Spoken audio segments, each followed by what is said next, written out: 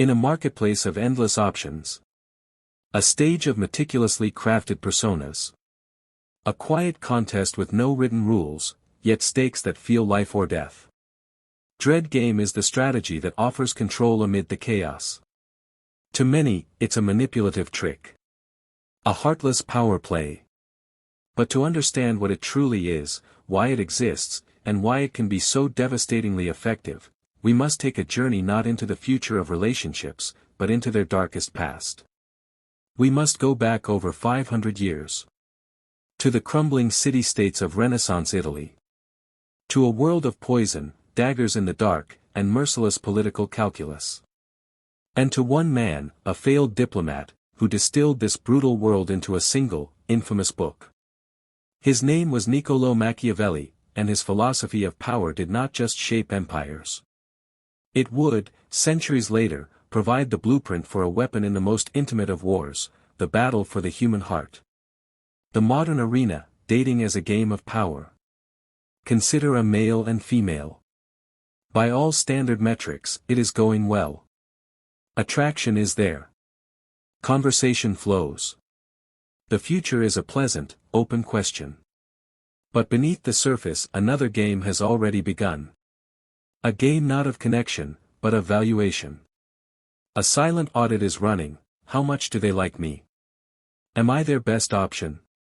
What is my power here? This is the substrate of modern dating, a relentless, often subconscious, assessment of leverage. And into this anxious void steps the promise of dread game. Defined simply, dread game is the intentional cultivation of a partner's fear of loss, the dread that you might leave, replace them, or demote them, in order to increase their investment, compliance, and attraction. It's management through anxiety. But this is not a new invention of the digital age. It is merely the latest, most personal application of an ancient doctrine of control. To see its roots, we must leave this apartment, this city, this century, and enter the court of a prince. The Prince of Fear, Machiavelli's core principles. Florence, 1513.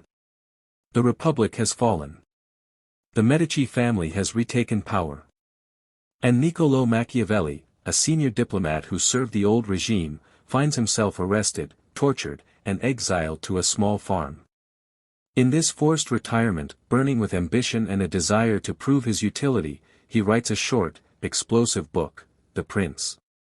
It is not a philosophical treatise on ideal governance. It is a practical, ruthless manual on obtaining and holding power in a world where your allies may betray you tomorrow. And from its pages, 4 core principles emerge that would echo through boardrooms, battlefields, and bedrooms. Principle 1, it is better to be feared than loved, if you cannot be both. Machiavelli is chillingly pragmatic, love is fickle, dependent on the goodwill of others. But fear? Fear is yours to administer. It is a tool that delivers consistent, predictable results, obedience, caution, and effort to please. The dread of your displeasure becomes the engine of their compliance.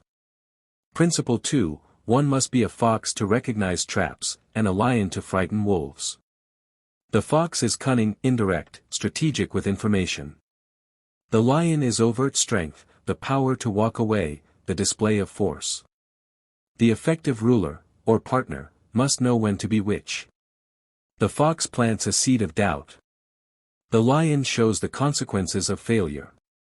Principle 3, everyone sees what you appear to be, few experience what you really are. Perception is sovereign, the appearance of power, abundance, and options is often more important than the reality. A prince must seem invulnerable, in demand, and never desperate. His value is a performance. Principle 4, he who becomes a prince through the favor of the people must keep them well disposed toward him. This is easily done, as all they ask is not to be oppressed. Here lies the subtle heart of it. The populace, or the partner, has simple, core needs, security, respect, basic goodwill. Withhold these, and you create a vacuum of anxiety. Provide them inconsistently, and you control the emotional economy. Your attention becomes a currency you mint and withdraw at will. This is not morality. It is mechanics. The mechanics of control.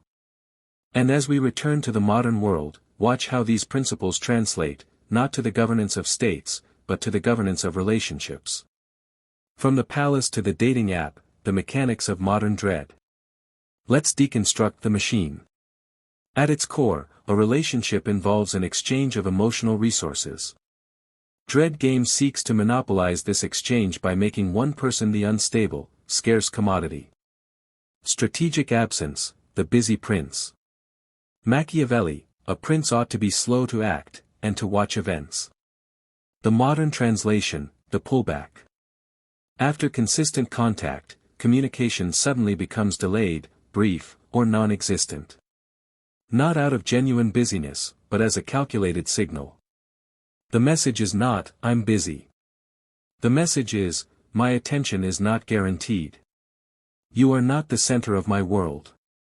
You must work to re-enter it." Social proof, the court of admirers. Machiavelli understood the power of allies and appearances. The modern court is social media. This is the fox's work. It's indirect, deniable. I'm just living my life. But the subtext is a lion's roar, I am desired by others. I have options. You are replaceable. It externalizes the competition, making the threat feel omnipresent. The frame of abundance. This is the overarching posture. It's the performance of being completely outcome independent. Whether you have 10 other dates lined up or are alone eating cereal, you act as if the loss of this one person is a trivial event. The person who needs less in a negotiation has all the power. In dread game, need is the ultimate weakness, and the ultimate sin. The value threshold. This is where the mechanics become explicitly transactional. Affection, commitment, and loyalty are presented not as gifts, but as rewards for good behavior. It creates a psychological slot machine. The partner, craving the reward, will pour more and more effort into pulling the lever, even as the payouts become more unpredictable. This is operant conditioning, applied to a human heart. And this is why it works, in the most clinical, short-term sense. Because it doesn't just play on emotions. It hijacks the very wiring of the brain. The laboratory of the mind. Why dread works. At the base of it all is a primal engine, loss aversion. Studies in behavioral economics show it clearly. The pain of losing $100 is psychologically far more powerful than the pleasure of gaining $100. We are wired to avoid loss. Dread game converts potential romantic gain into a looming threat of catastrophic loss. If I don't perform, I will lose them. This is a much more potent motivator than, if I do perform, I might gain more love. Then comes the neurotransmitter, dopamine. Not the dopamine of reward, but the far more addictive dopamine of anticipation. This is the secret of slot machines and intermittent reinforcement. When rewards, attention, affection, validation, are given unpredictably, the dopamine surge is higher. The brain becomes obsessed with figuring out the pattern. The anxiety of, when will they text, is neurologically similar to the thrill of, will I win? Coldness creates a deficit, a hunger. The slightest warmth then feels like a feast. This is the cruel genius, and the fundamental confusion, at the heart of dread. It increases obsession, but it destroys security. It creates compliance, but erodes trust. For a time, it looks like it's working. The partner is more attentive, more eager to please. But the foundation is now sand, and the tide is coming in. The kingdom of ash, the long-term costs. Relationships built on managed fear are like sandcastles at the water's edge. They may be impressive structures for a moment, but they are inherently temporary, designed to fall. The erosion of trust and the arms race. Trust is the bedrock, dread replaces it with surveillance. The partner becomes a detective, analyzing timestamps, social media followers, tone of voice. They may themselves adopt dread tactics in retaliation, creating a cold war where both parties are managing anxiety instead of building intimacy. The relationship becomes a power struggle, not a partnership. Every act of kindness is scrutinized. Is this real, or is this a tactic? Psychological impact, the target. Chronic anxiety morphs into hypervigilance. Self-esteem, once rooted in inherent worth, becomes contingent on the volatile approval of one person.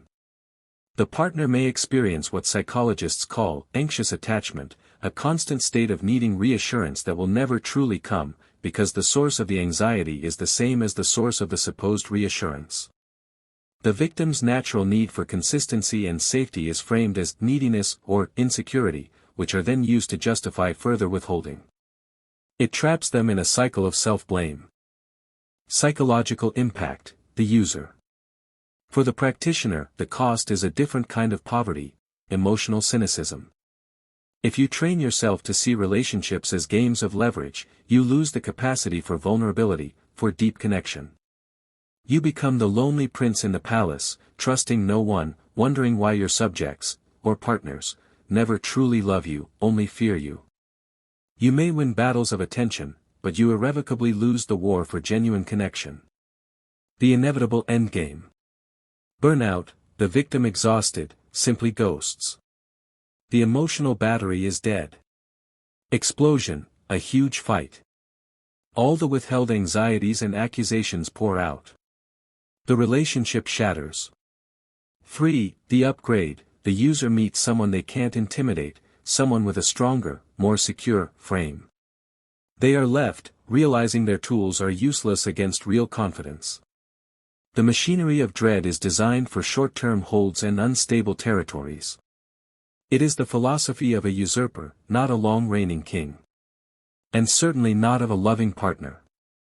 The Machiavellian master versus the modern sovereign, an ethical reframe. So where does this leave us? Do we condemn Machiavelli and burn the playbook? Or is there a way to salvage his insights for good?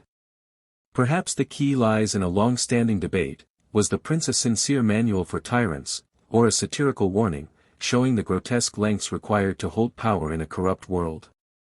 Understanding dread game is perhaps the best vaccination against it. And its underlying truths point not toward manipulation, but toward a healthier, more powerful ideal, the sovereign self. Authentic abundance versus performed abundance. The dread user pretends their life is full to create scarcity. The sovereign actually builds a full life, passions, friendships, goals, that exists independently of any romantic partner. Their sense of worth is internal. They are not busy as a tactic, they are engaged as a state of being. Unshakable frame versus strategic frame. Frame is your worldview, your standards. The dread user's frame is, I will leave if you displease me. The sovereign's frame is, I welcome connection that aligns with my values, and I will calmly walk away from what does not. One is a threat. The other is a boundary. Boundaries are not punishments, they are self-respect. Inspiring loyalty versus enforcing fear. Machiavelli said it's harder to rule through love, but he didn't say it was worthless. The sovereign understands that the deepest, most resilient loyalty is earned through consistency, integrity, and genuine care. It is the loyalty you inspire by being a person of value, not by being a source of terror. You become the oak tree that provides shade, not the lightning storm everyone fears. The ultimate power move is not making someone afraid to lose you. It is making someone genuinely, consciously choose you, every day, because who you are and what you build together is undeniable. The final calculation. This is the alternative to the game. It's not flashy. It doesn't provide the addictive dopamine spikes. It is vulnerability. It is clear communication. It is the hard, unglamorous work of building security. Dread game is the application of coercive, short-term political strategy to the long-term, intimate realm of human connection. It confuses control for security, anxiety for passion, and obedience for love. In the end, its prevalence is a symptom of a deeper sickness, a fear of true vulnerability in an age of perceived disposability. To use it is to admit a poverty of imagination, a belief that fear is the only reliable tool. So, the final calculation. The most powerful move in the modern dating game, the move that would truly baffle Machiavelli, might be to refuse to play by its most ruthless rules. To lay down the weapon of dread. And to dare to build something where fear has no place, and where connection is founded on the terrifying, glorious risk of being real.